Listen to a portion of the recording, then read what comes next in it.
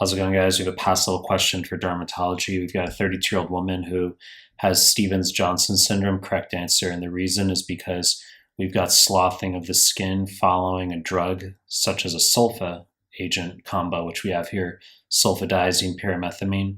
USMLE can also give you trimethoprim sulfamethoxazole. It's not limited to sulfa agents. It could be anything. It could be anti-epileptics, lamotrigine. The point is, they give you a drug and then the patient has sloughing of the skin. If it's under 10% surface area, it's going to be Stevens-Johnson syndrome. Okay, it's a T cell mediated process where you get apoptosis that leads to secondary massive necrosis. Sounds weird, but that's what it is. Okay, if it's greater than 30% surface area, it's going to be toxic epidermal necrolysis. 10 to 30% is your transition zone.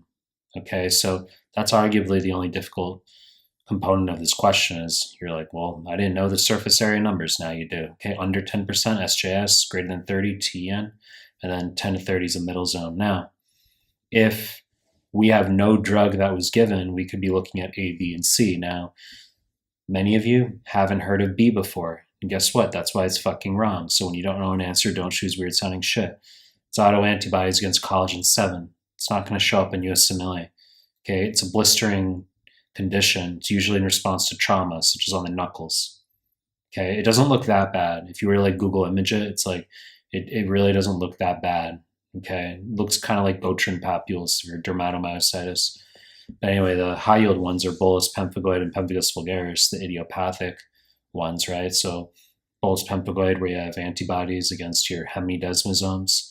Those are linking the dermis to epidermis, the basement membrane.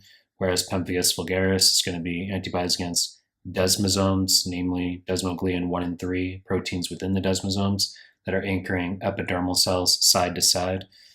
For bullous pemphigoid, you're going to get subepidermal blisters because they're deeper, they're more tense, and less prone to rupture. You get a negative Nikolsky sign. You do not get sloughing of the skin with friction. Pemphigus vulgaris, you get intraepidermal blisters that are more superficial and hence more prone to rupture. They're flaccid, and you get a positive Nikolsky sign, sloughing of the skin with friction. Oral involvement, less likely with bullous pemphigoid.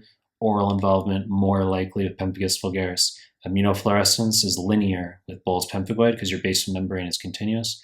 Pemphigus vulgaris is a net-like or reticular immunofluorescence. Now, if they tell you that a drug was given, once again, it's going to be SJS or TN. No drug given. It could be bullous pemphigoid or pemphigus vulgaris.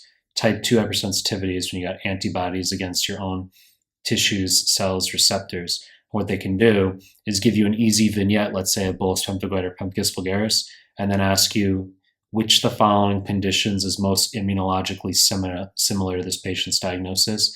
And the answer could be something like ITP, or heparin-induced thrombocytopenia, or pernicious anemia, or Graves' disease. These are all type 2 hypersensitivities, right?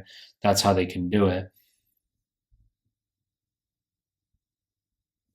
SJS, correct answer.